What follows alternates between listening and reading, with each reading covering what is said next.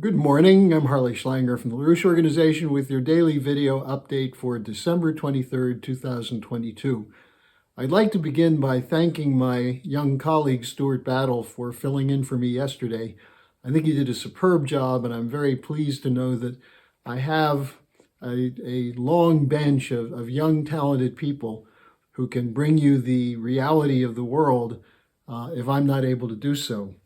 Yesterday, I was involved in interviewing Helga Zepp-LaRouche as part of our regular webcast. It will be linked at the bottom of the description page today. It was a very important interview with her. She issued an appeal to our viewers. She started by saying every thinking person is concerned by the escalation taking place in Ukraine. We're seeing NATO moving toward crossing Russian red lines. The latest being the decision to send Patriot missiles to Ukraine, another $1.85 billion from the United States, nearly $100 billion so far. Think what that could do to rebuild infrastructure in the United States, pay teachers, nurses, medical personnel, upgrade the transportation system, and so on.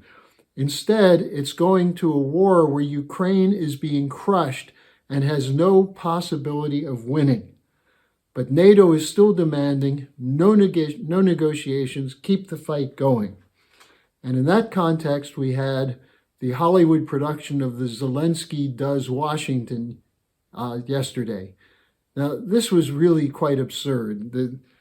The idea of a former comedian who became famous by playing a teacher who gets elected president by fighting corruption, coming to power in the most corrupt government in Europe, whose expertise as a comedian, including playing the piano with his penis, was in Washington playing for the Washington Congress and for the Washington Inside the Beltway crowd.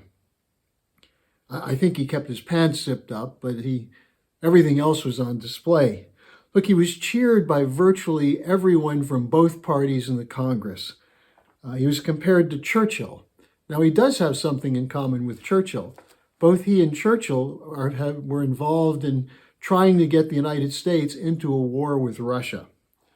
Zelensky thanked Biden profusely, thanked the American people, then said, but you're not doing enough. We need more, more, more. Like someone on the street who's asking you for a quarter, and then you give him a quarter and he mugs you. More money is needed, he said, to win this fight. Now, to show you how bizarre it was, Senator Chuck Schumer from New York spoke about the importance of Zelensky as a leading fighter for democracy. Now, does Schumer not know that Zelensky has shuttered virtually every opposition newspaper in Ukraine? He shut down opposition political parties. His state spy operation is spying on Ukrainian citizens to see if they oppose the government line, and they fund, along with NATO and the United States, a so-called disinformation bureau, which labels people like me information terrorists and puts us on a hit list. That's democracy for Chuck Schumer? Well, it's not surprising that he did everything he could to try and keep Diane Sayre's campaign from being public when she was running against him in New York. So you can't expect moral actions from the Congress. It is bought totally, lock, stock, and barrel, and controlled by the mainstream media and the political think tanks that put out the anti-Russian lines. Now, one of these is the Atlantic Council, which had a story yesterday quoting 7 experts on what they expect from Zelensky. I'll just call your attention to one of them. Ian Brzezinski, the son of the lunatic, evil Zbigniew Brzezinski, who's responsible for most of the wars since the 1970s that the United States has been involved in. A man of a British geopolitical nature who played the great game in Central Asia and Afghanistan, who lured the United States into that war, lured the Russians actually into Afghanistan so the United States could then arm the terrorists to fight the Russians. Now, Ian Brzezinski, what was he saying? no negotiations, more arms and money, especially offensive weapons for Ukraine to strike Russia. These are the same talking points you get from Chatham House. And Chatham House is the big brother of the Council on Foreign Relations. It's the center of British intelligence, and it's engaged in extensive Russophobia and very much behind the line that there can be no negotiations because of the Russian character. Now, behind me, there's a book I just started reading by one of their so-called experts, Keir Giles. What is he an expert in? Hating Russia. He's an expert in crafting and adapting the anti-Russian narratives that are used to justify the war in Ukraine, where the West is trying to destroy Russia out of their fear that Russia is part of a movement outside of the unipolar order that is becoming successful, that's attracting many nations in the global South who are sick and tired of colonialism run by bankers, insurance companies, and swindlers from the Western nations backed by NATO and US military force. Now, Giles in this book says that the problem is how Russians think. He said that the Russians have a sense of an entitlement to an imperial policy, and that the Russians are not like us. They have a different mindset, one that's alien to us, and it's a mistake to think you could talk to the Russians and get an honest response. I mean, his basic points, I should say, are that you can't trust the Russians to negotiate fairly. Therefore, there's no use trying. And the only way to deal with them is to defeat them decisively on the battlefield. And he said, it's not just Putin. He's very much anti-Putin.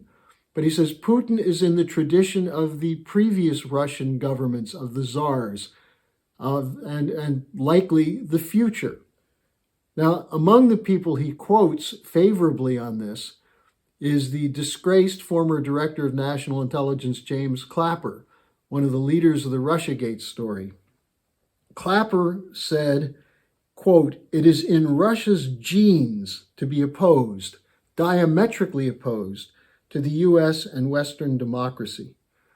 So this is what we're dealing with. We're dealing with an establishment which says you can't even talk to them. The only thing you can do is defeat them on the battlefield using Ukrainian lives, Ukrainian soldiers, Ukrainian infrastructure.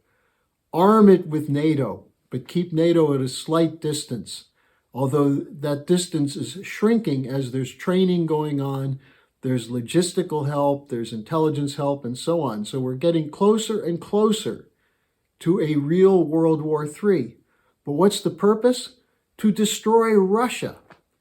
Not Russia as an imperial power, but to destroy Russia as a nation which is resisting the Western drive to colonize the entire world, to loot the raw materials, loot the labor of the population, and to install a global central bankers dictatorship as a petrodollar system. That's what Russia's crime is, that they believe in the sovereignty of the Russian people and the Russian nation, and they believe every nation has a right to sovereignty.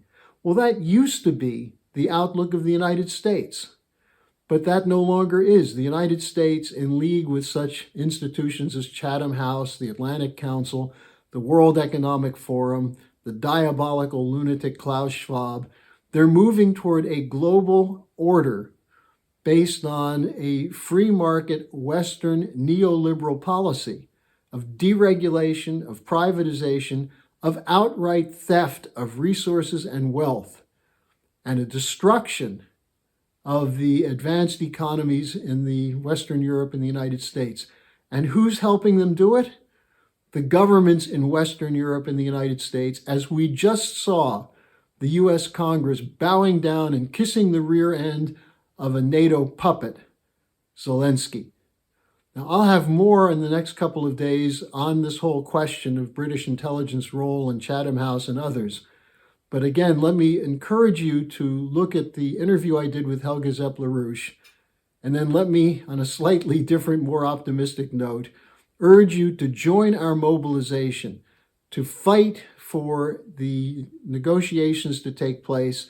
If they can take place at the Vatican, as the Pope has offered that as a place for discussion with no preconditions, fine, we have a mobilization to do that. So you can join us, and in the meantime, let me wish you and your families and all our viewers a Merry Christmas.